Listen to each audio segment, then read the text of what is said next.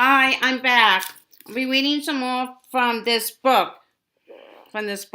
Star Trek The Next Generation. The sun was getting low over the ocean view from Admiral Sean Collins' office at Starfleet headquarters in San Francisco, turning the distant horizon to blood. I will get Harry on to it, Jason Lambert said on the Admiral's wall screen, unless you want to send Enterprise out here to do it, and we will static snapped out of the screen, replacing Lambert and the bridge on the intercept as completely as if they had never been there. Colin stared at the suddenness of the change.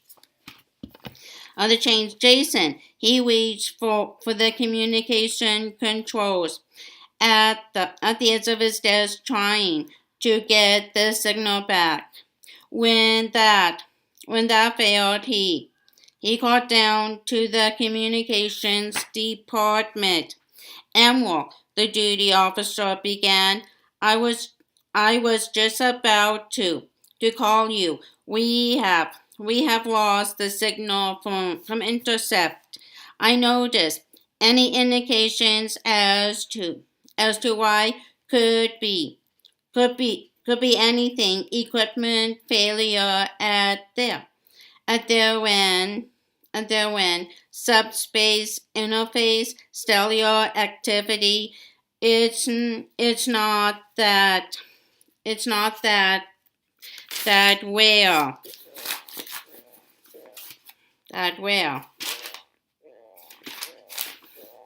Collins could hear the unspoken but on the horizon. Go on. The computers automatically analyze incoming signals, and they flagged an anomaly just as the intercept signal went offline. There was some kind of a power drop off, as if the signal sense as if the signal source was moving or was being sent by an array whose elements were diffusing, but that's not what happened, as they don't have an array that large, and it was too quick, instantaneous. In fact, Collins took a deep breath, knowing instinctively that he wouldn't be going home tonight. Who do we have? We have close enough to go and take a look at Intercept's position. No Starfleet vessel is within a week of the coordinators. There is a Vulcan ship, the NIVAR. How quickly could they reach the coordinates?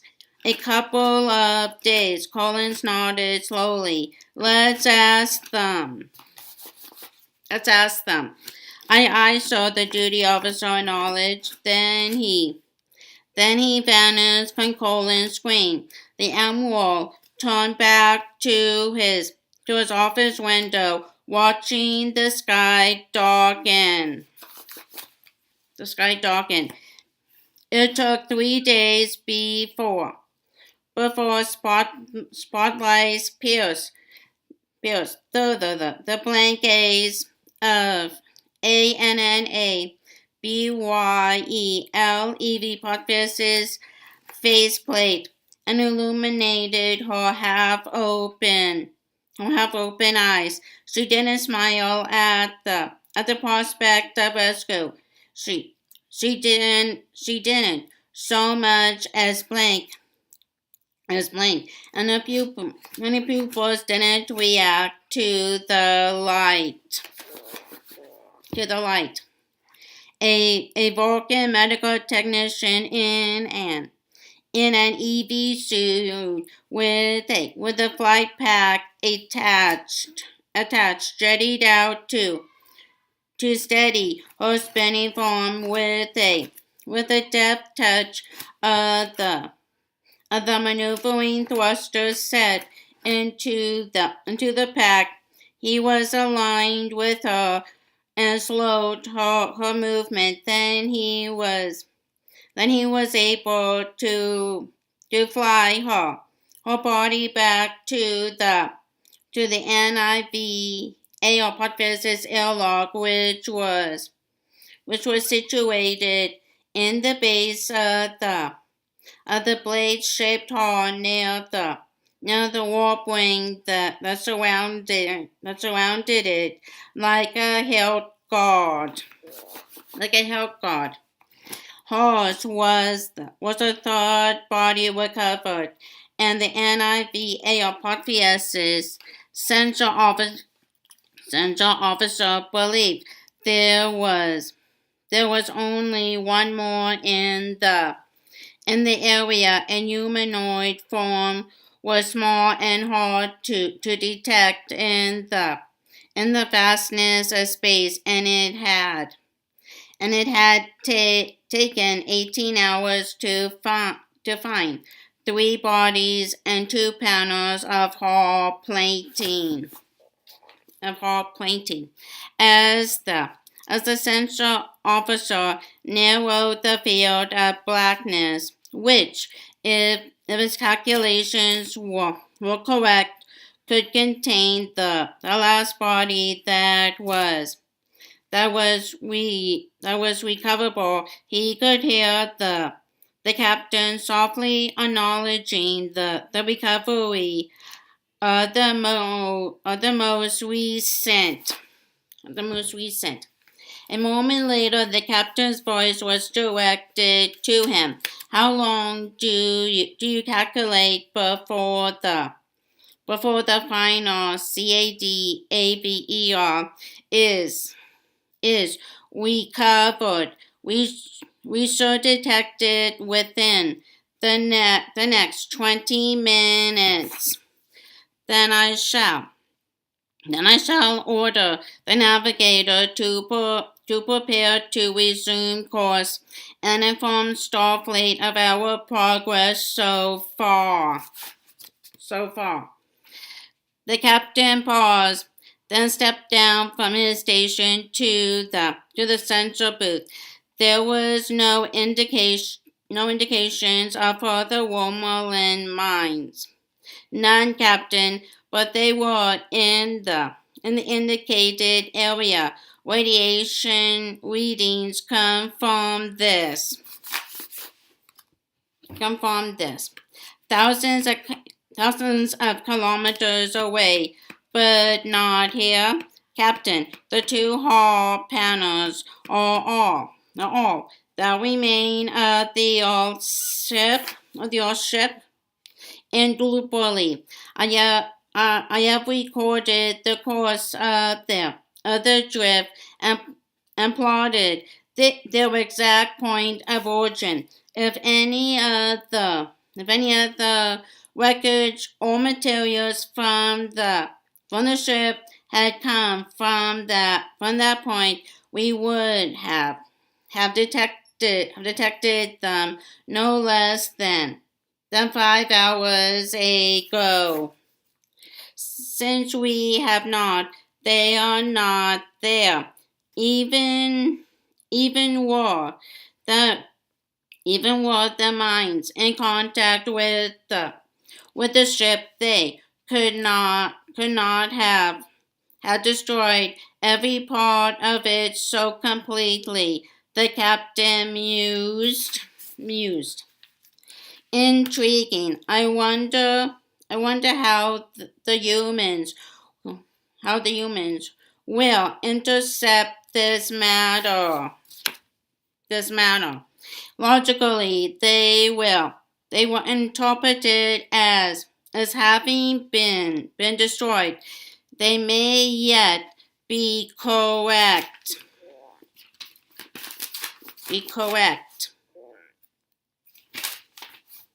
And they may not. I believe it will be more accurate for us to simply report the vessel loss as there is no evidence of the true cause of its destruction. The censor officer nodded in agreement, though there is as little evidence that the ship ever existed at all. That is something to which Starfleet would not react well.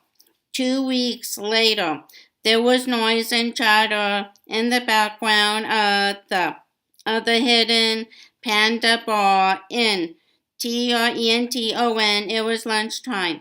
Some of the booths were occupied by men and women. A woman taking the weight off and enjoying the bar's famous Chinese food deals.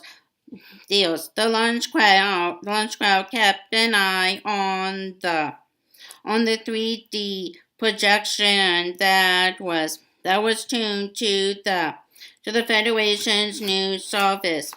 It hung from the ceiling above the large squared off enclosure of the bar, projecting the news anchor's heads above the bar staff. Though there were 4 expanses of bar top, only three people were seated there. A lanky man in his late 30s was watching the news with a keen interest. He was dressed casually in loose slacks and an even looser shirt and overshirt, and his high forehead creased a little as the newsreader continued her report. The Vulcan ship NIVAR recovered only 4 bodies. A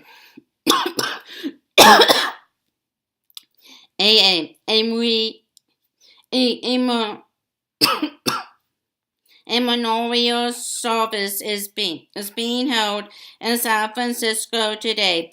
There was no solid evidence as to what caused the disaster. The proximity of a Warmerland minefield so close to the intercept's position has led Starfleet to declare the ship to be a casualty of the minefield's automated decommissioning. Dan Warmerland's joke. The hostess grumbled. She was Anglorean,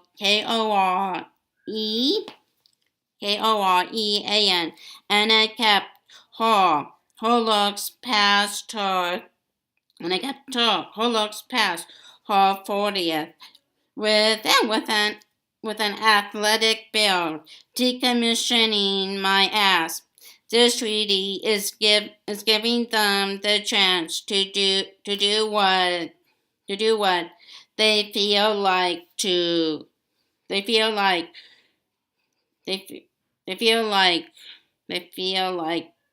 to our ships, and we will bend over and take it. Thank you, sir. May I have another two-headed bastard? Am I right or am I right, B.R.? Very likely, Joe, very likely.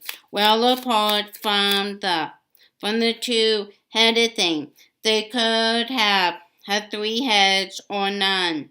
B.R. remembered a competition of the local newsling that held a year or two back. Draw a Romulan. Most of the entries they showed had depicted fanged and clawed monsters with tentacles. A few had depicted the president or unpopular celebrities. Celebrities, well, yeah, but you know what I mean, bastards.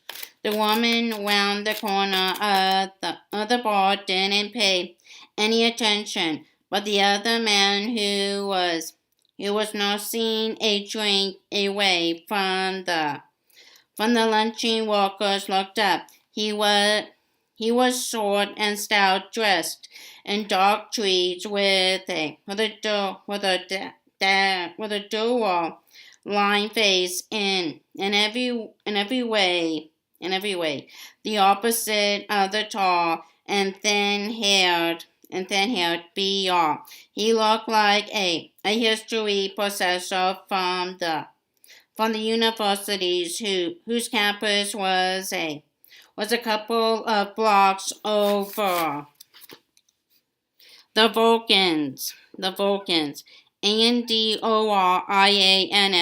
Klingons, Orions, and